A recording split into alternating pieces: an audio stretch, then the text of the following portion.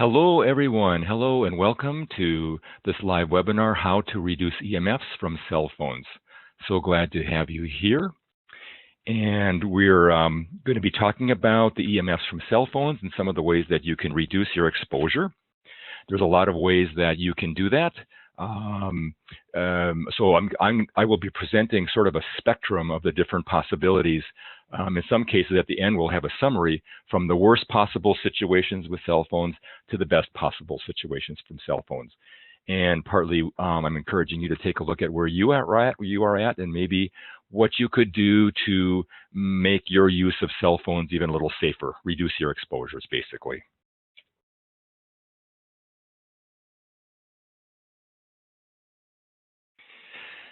So we have come a long way, haven't we? Come a long way, baby, from the original cell phones, big clunker bricks, as they used to call them, to the very slim, sleek phones we use now. Or have we really come that far? Maybe in some ways we've come quite far with technology, but how far have we really come with our own health? Perhaps we've done some compromises with our health in the process.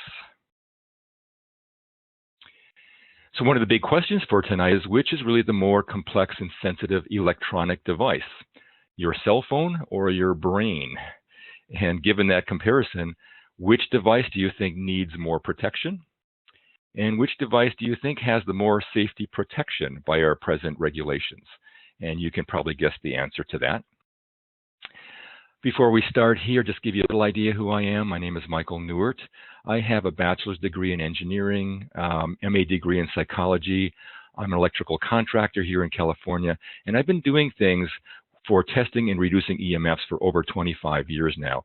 So part of what I bring is a lot of experience helping thousands of clients, especially hundreds of hypersensitive clients, who I consider our teachers. They're the ones reacting and telling us what's often going on before the study do. Also, wanted to let you know that I'll be doing a series of free webinars like this. And if you want to get access to these, you can just go to our website and click subscribe, or go onto the tab under e-courses and videos and sign up for the free webinars. That way you'll get notice of the webinars and you'll be able to ask questions for the live versions.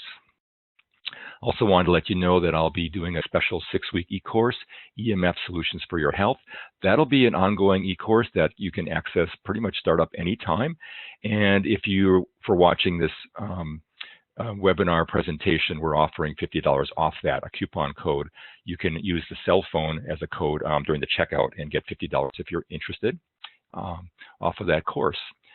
So basically, we're talking about some of the kinds of EMFs. There's 3 main categories of EMFs. We won't go into that now, but of those main categories, the main one we're talking about today is what we call radio frequency fields. This is all the different kinds of EMFs for wireless communications. We're also going to talk a little bit at the beginning about ELF magnetic fields. That's another concern. Basically, anything that has a speaker. All phones have speakers. Your cell phone, your corded phone at home, the speakers for your stereo system. Any kind of speaker makes a magnetic field. That's how it works. And so any phone that you put to your ear, because of the close proximity to that speaker, you get some magnetic fields. And that part of your brain near your ear actually gets a fairly strong amount of magnetic fields. So one of the things I'm going to be talking a lot about in this webinar is some of my favorite strategies for reducing EMFs for radio frequencies also involve reducing the exposure to magnetic fields by moving the phone away from your head. The farther you get it away from your ear, the better. And it only takes a few inches with a cell phone to get out of the magnetic field. So just even 6 inches, a huge difference you're getting out of the magnetic field. But basically today, we're going to be talking mostly about the radio frequency fields. That's the wireless signal. There's a lot of sources of radio frequency fields in the world, of course. Wi-Fi, smart meters, even cars with their radar now, baby monitors, your microwave oven. There's so many sources. But to keep in mind that it's not the cell phones we're really talking about today. Very similar in the kind of exposure you get to EMFs are the cordless phones and the decked phones that you might have in your home. And actually also wearing Bluetooth devices can be similar to the signals you get from cell phones. even though Bluetooth is a relatively weaker signal, you tend to wear, if you're wearing a device, it is so close to your brain that the parts of your head, it is still quite a strong signal. So we're going to count Bluetooth and along with the cell phone concern for our topic today. Thousands of studies have reported adverse health effects, including more tumors on the side of the head where you use the phone. Increased effects are shown with greater daily use and greater number of years of use. And the levels affecting health are often thousands of times less than the current safety guidelines. Just want to outline a few things from the Bioinitiative report. This is bioinitiative.org on the internet. And here we have, I'm just going to outline 3 studies because we're going to use them to compare to your exposure when you're using your cell phone. The radio frequency levels at over here of around, just my cursor, if you can see that, around 0.2 microwatts per centimeter squared. You're already starting to see increased leukemia in children and decreased survival in children who already have leukemia. At a level here of around 0.003, you're already starting to see behavioral effects on children: headaches, irritation, concentration difficulties, conduct problems. And here, here's another one, the levels of 0.0003, quite a low level. You're already seeing effects on sperm count, reproductive effects. So just to give you an idea of what the numbers are, I've converted that last Bioinitiative report into European units because it's a little easier to understand. So that sperm count exposure, that's a level of 3 in microwatts per meter squared. Those are European units. Those behavioral effects in children, that starts at around 30. So that study is showing at 30 microwatts per centimeter squared. The exposure level that was linked to cancer in that one study, leukemia in kids, 2,000. So now we're going to look at, I did a little test a couple days ago with a 3G ZTE smartphone, and I just, you'll get a lot of variation in these numbers with different phones under different conditions. So this is just an example, but this is kind of, in my experience, a pretty typical kind of level. Here at my head, about an inch away from the phone, half an inch away from the phone, 100,000. When I shielded the phone with a typical kind of a phone shield, where it's a one-sided shield where you allow a signal to get out but shield your head, 22,000. Now the exposure level at 1 foot from the phone, 5,000. So you're seeing quite a reduction. Look, you go from right at the phone to 1 foot away, from 100,000 to 5,000. And then at 2 feet away, 600. So basically what I'd like you to see here is how when you reduce, how you can reduce your exposure with distance. And that's typically more effective than shields. And all of these exposures, though, even 2 feet away from the phone, are higher than these sperm effects, behavioral changes. And there's a lot of other studies. I just wanted to give an example.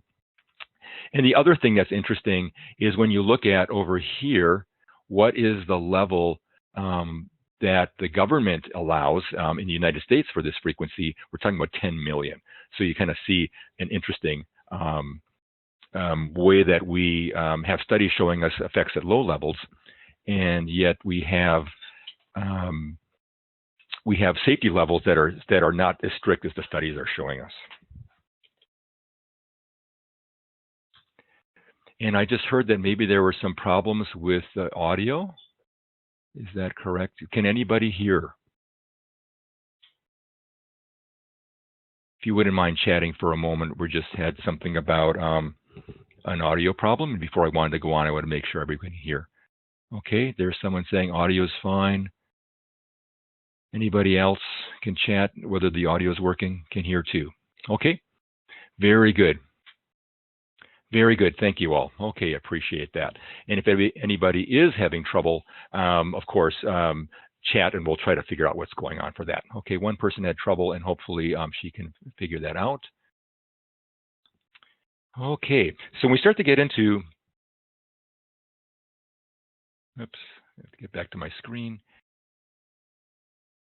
We won't go into all the different health effects, but they're just to give you an idea. There's a lot of different effects on sleep, on mental and emotional things like dizziness, memory problems, fatigue, physical things, nausea, inflammation, skin problems, redness, itching, Heart issues is the big one, actually. Blood pressure and heart rate effects, heart arrhythmias, auditory things, something called microwave hearing, all kinds of sounds that you hear, increased sensitivity to things like sounds, foods, chemicals, all kinds of stress. In fact, there's a typical stress response and a release of stress hormones, effects on reproduction, cancer effects are the ones we all know about and hear about mostly, and several other effects, all from EMFs. Basically, the EMF, the industry-funded research studies for EMFs tend to underestimate the health effects of cell phones. That's my opinion. Probably a lot of us listening to this would agree. And generally, the studies tend to use, the industry studies tend to use shorter time periods in their studies, which tends to hide, miss, or obscure the long-term health effects.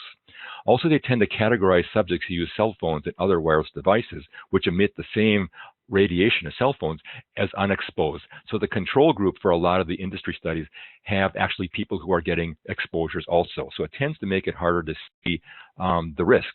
But basically, when you look at the studies, and one of the big ones that was done, a collection of studies in Europe, the Interphone study a few years ago, the International EMF Collaborative, they looked at the data and came up with the conclusion there is a risk of brain tumors from cell phone use.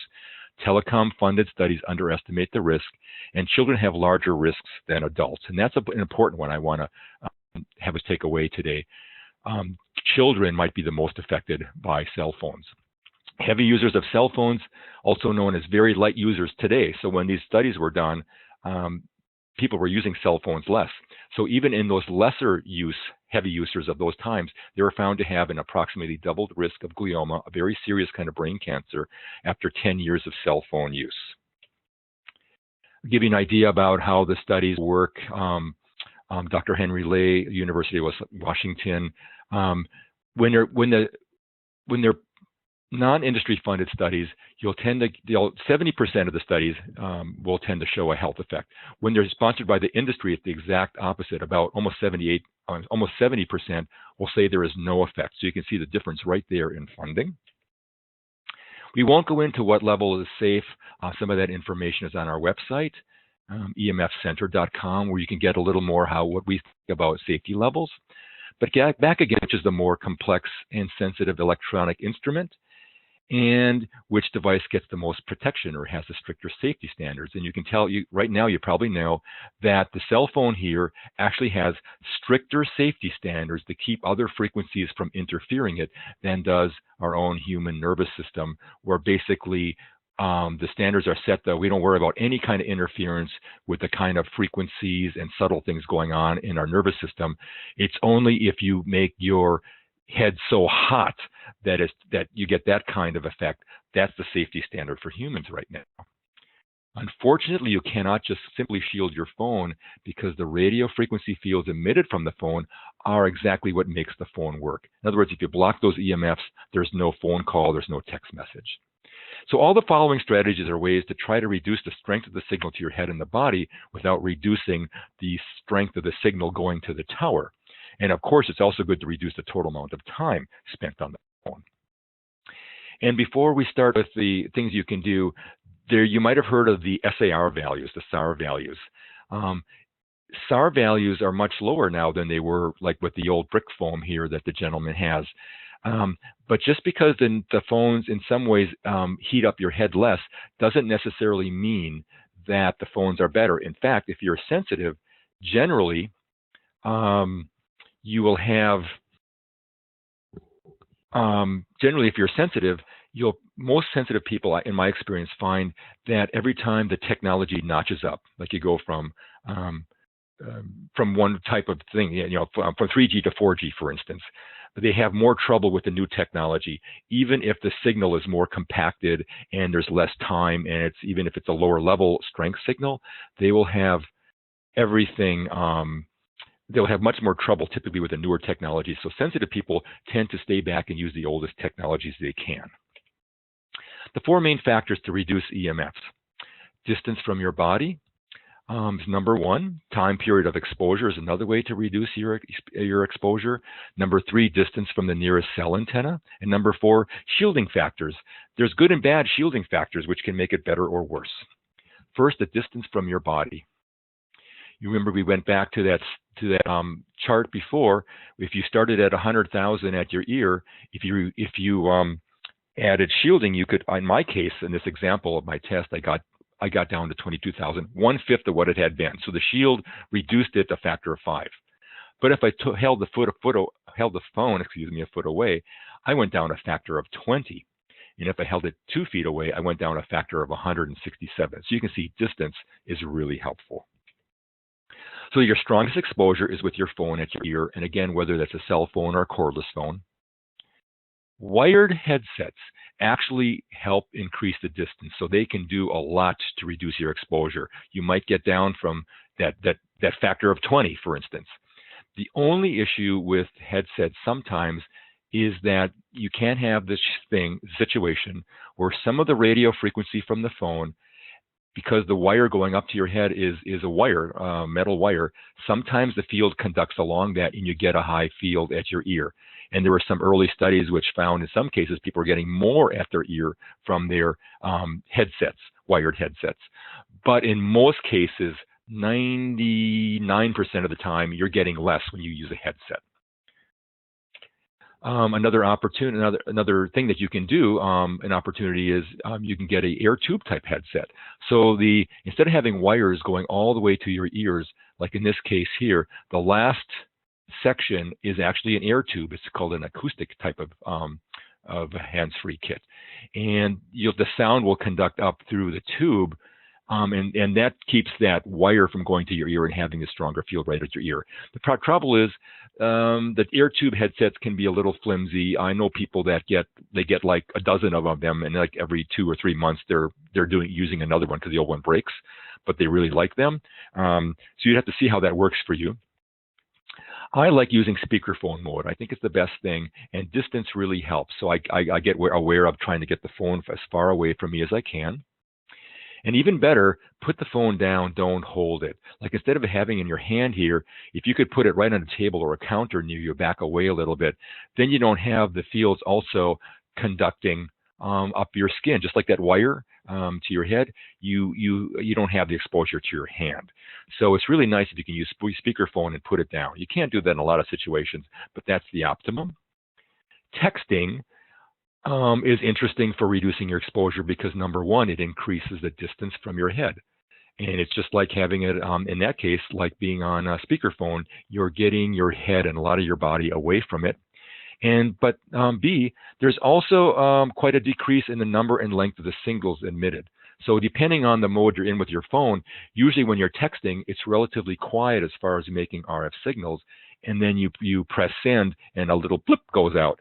So you can really ratchet down the total number of, or total amount of signals that you're getting when you're texting.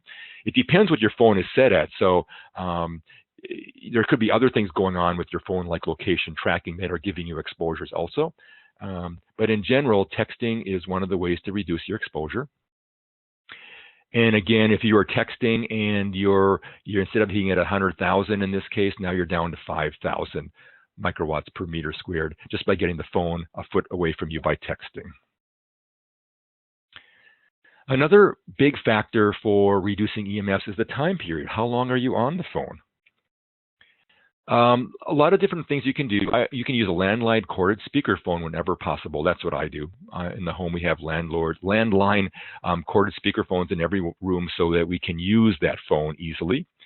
I tend to use a limited pay-as-you-go type of plan, so I don't think of unlimited minutes. I basically, right now, I'm paying $8 a month for a pay-as-you-go kind of thing, and I never use it, maybe 10 minutes a week at the most. You can completely turn off the phone when you're not using it. Use airplane mode whenever necessary, like you're using the camera or the voice recorder. Turn off everything else wireless in the phone. Turn off location tracking programs. Turn off data. Turn off GPS.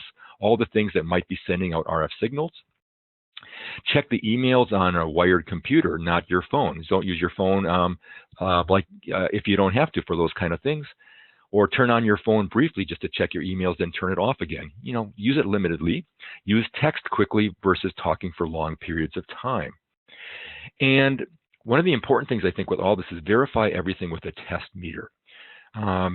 We'll get into that a little more later, but basically all these things, like you're turning off the GPS or you're trying to shield, it's a little hard to guess what's really going on in your particular situation. And we'll get to some more of the variables soon.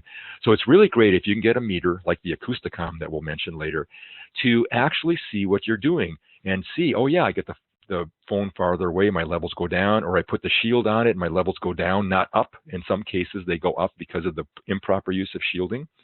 Or I thought I turned off my GPS, but something is sending signals all the time. An example is a client who she and her husband bought identical phones at the same time. And when I was at their house testing, I tested their phones, and she said, I don't know why, but my phone always runs the battery down 10 times faster than my husband's. And it turned out, and she uses the phone less. She said, how can that be? And it turned out she had a location tracking program on, and she wasn't using it. She didn't even know it was turned on. Maybe the fellow that sold it turned something on. So anyways, she was getting all these fields all the time from a function she wasn't using. And her husband, who didn't believe EMFs were an issue, was getting very low exposure from his home. And she, who did believe was an issue, was getting a lot of fields from her phone, the exact same phone, using the exact same house. And it's only by using the test meter there that I could show them and that they figured that out. So testing can be really helpful. Distance from your nearest cell tower. This is one of the main factors in reducing your exposure also. So one of the things that happens is the radio frequency level from your phone that it sends out will depend on the distance to the cell tower.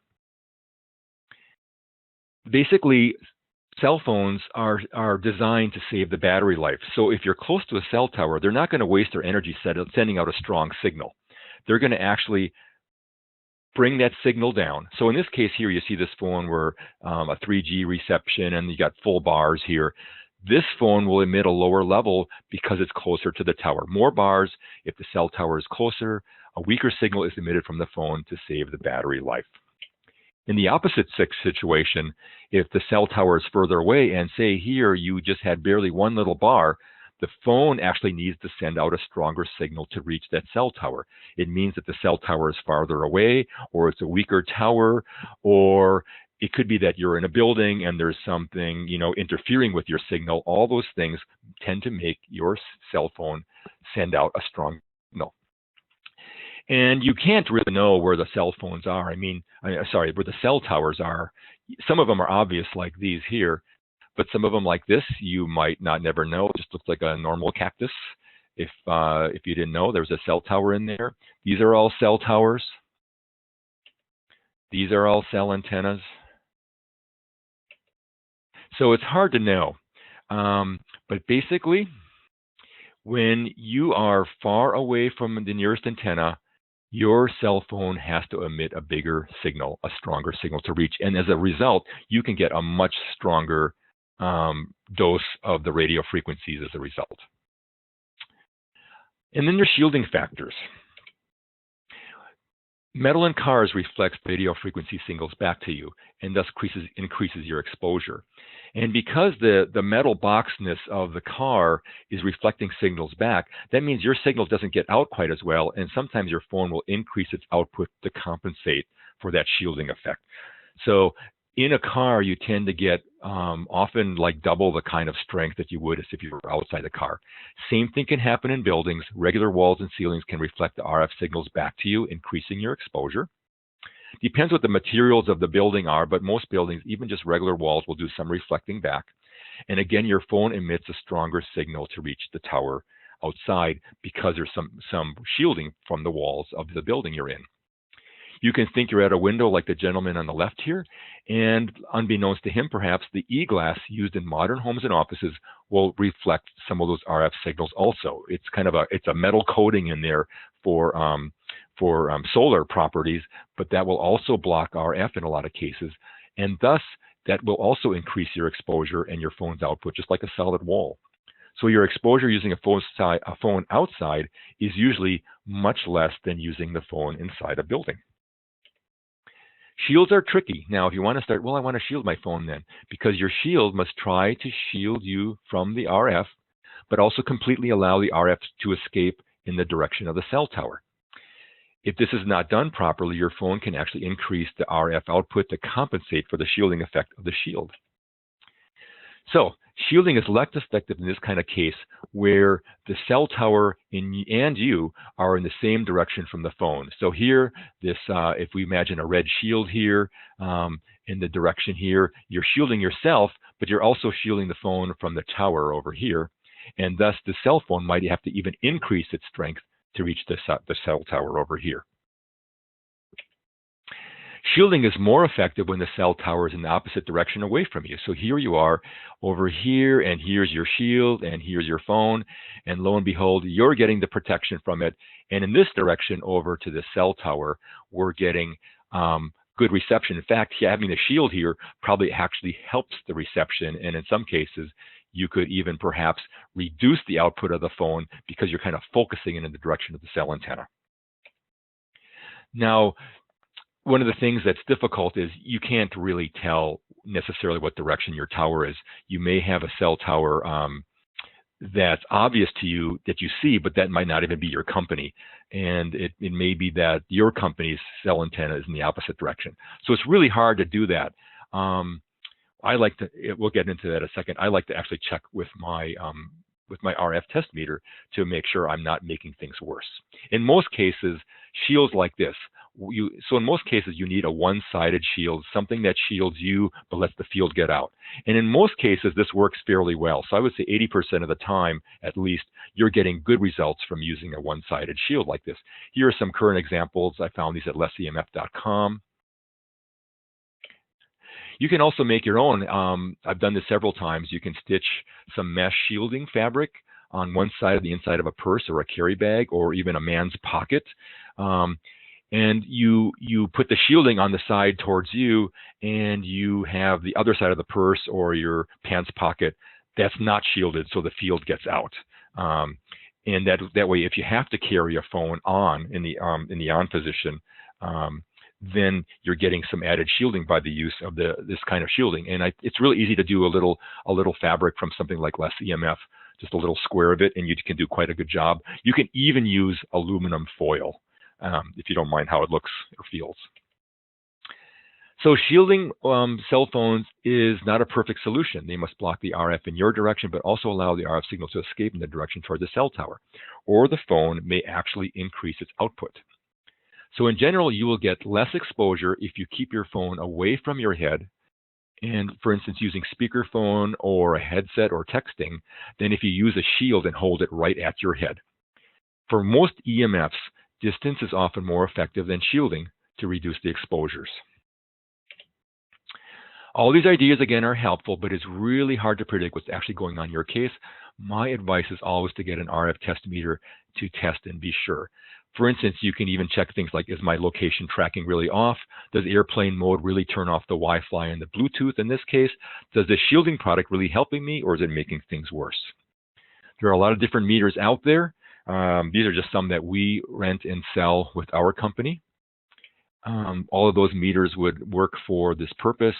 But basically, you need an RF meter that has a wide spectrum, detects modulated digital signals, and is sensitive to low levels. And I prefer one that has an audio function. Maybe the most important thing, generally, meters under $200 usually have too many quality issues and accuracy problems. And so the lowest cost meter that I think is good enough for these kind of purposes is the Acousticom. And as having enough accuracy and reliability, that's something we carry. So you're talking about a meter in a little over the $200 kind of range. It's kind of the minimum to get a decent, reliable measurement. So if we summarize how to reduce EMFs received from your cell phones, let's go through everything I've said, but from like the worst situation to the best situation. In other words, an approximate order of exposure from the highest levels to the lowest levels. And maybe take a look at where are you and your loved ones now on this continuum, and where would you like to be? So what's the worst situation? Oh my gosh, kids with wireless devices. And I'd really like us to consider that before children are born, when the child is in the womb, they're getting the same thing that you're doing. So if you're smoking, they're smoking. If you're on a wireless computer, they're on a wireless computer. If you're on a cell phone, they're on a cell phone.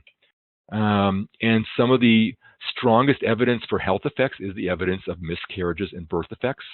When EMFs were first really being researched strongly, like in the 90s, those are some of the strongest studies of evidence, miscarriages and birth effects from EMFs.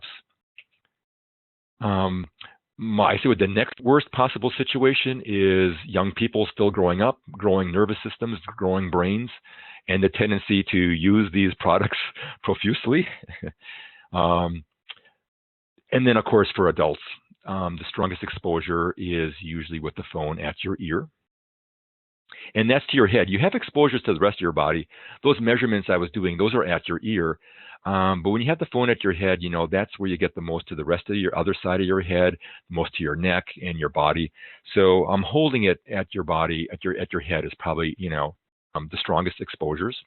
And remember, again, talking about cordless phones and DECT phones and Bluetooth devices that you wear also, all because they're so close. Number 13, cell phones emit stronger signals to reach a cell tower that is further away from you. So when you're far away from a tower, that adds to the signal also. Not that you can control this very much, but you can look at the bars in your phone, and if you see very low bars, very little, if instead of full bars, like in this case, you have very low bars, very weak signal, your phone is sending out more, you might consider, wow, I think I'll talk less on it right now in this particular situation because I'm getting my highest exposure in this situation. And then, of course, when you're inside buildings, remember that you tend to get higher exposures because the walls and ceilings are reflecting back to you. Metal in cars does the same thing, kind of the same situation. Even though you have the windows that are tending to let it out, you have enough metal that you have a certain amount of reflection, so you tend to get more in cars. Number 11, one-sided cell phone shields. Whether you purchase one or you make one, you're starting to, it's better than having, if you're going to have a cell phone at your head, or if you're going to carry one around, it's better to have it shielded than not shielded. Wired headsets are our next good step. You're increasing the distance, even though maybe a little bit of the RF energy it conducts up the wire. I wouldn't worry about that too much. I know Satya, my business partner, he recently measured where there was a case where the some of the I think it was an Apple headset, something like this. Very little conducted up, and then he actually took an old what we call air tube type, and it was even worse because the wire was bigger in it. So it's all kinds of things that are difficult to predict, and that's again why I like to recommend that we use a test meter to even see what's going on in your situation. But if a wired headset will help you move your phone away from you, I think that's a big thing. So in most cases, you're probably reducing your exposure in the range of like 20 times, maybe 1/20th of what it was at your ear. And again, you can use an air tube type if you want to maybe avoid that little bit of conducting of the field up to your ear. And then, of course, there's the things you do to turn off location tracking programs, turn off data, turn off GPS, check emails on a wired computer instead, turn on your phone briefly to check emails. All these things that you can do to reduce the time is huge, because when you look at EMFs, it's not just the exposure strength, it's the amount of time that you're getting that exposure. Number 7, maybe the next best thing, texting, so that you're getting your phone away from your head. You're still receiving some EMFs depending what's coming from the phone. It's relatively minimal when you send a text, but you're still getting other functions that are on for the phone, which we don't really know. It's hard to say.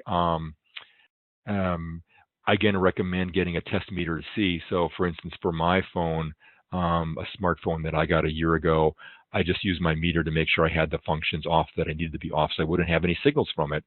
And but it's really hard to know unless you test with the test meter. My next best choice, speakerphone mode. Usually if you're in a quiet enough place, you can take the phone a little farther away from you and get out of the fields by another huge amount. And of course, if you can put it down, don't hold it in your hand, put it on a table or a counter. And again, more things to reduce the time of exposure. Use airplane mode whenever it's possible, like you're using your camera, your voice recorder. I love actually the camera and the recorder and the video recorder on my phone, which is kind of funny. But I can use those things for hours, but during none of that time do I have the phone making any radio frequency signals. I have it completely in airplane mode, and I don't have any data functions or anything else on. No location tracking, no GPS, nothing making fields like that. And of course, verify everything that everything wireless is off with a test meter like the Acousticom. Number 3, reduce your total amount of time just talking on the phone. Turn it completely off when not in use. In other words, just do something else. Don't talk on the phone, knock on the door of somebody, say hello. My number 2, what I love to do is to use a landline corded speakerphone. The reason being for that being helpful is that you get the speaker with that magnetic field away from you. You have no radio frequency fields. And I like to have these on a long wire, long phone wire, so that I can kind of move it around the room. And the speakerphone on these makes it feel like you have more freedom also, because you don't have to hold it at your ear. Works for a lot of people. And then my number 1 favorite, I'm only sort of kidding here, is to just get rid of it. What I actually do, of course, in my case, is I do have it for emergencies.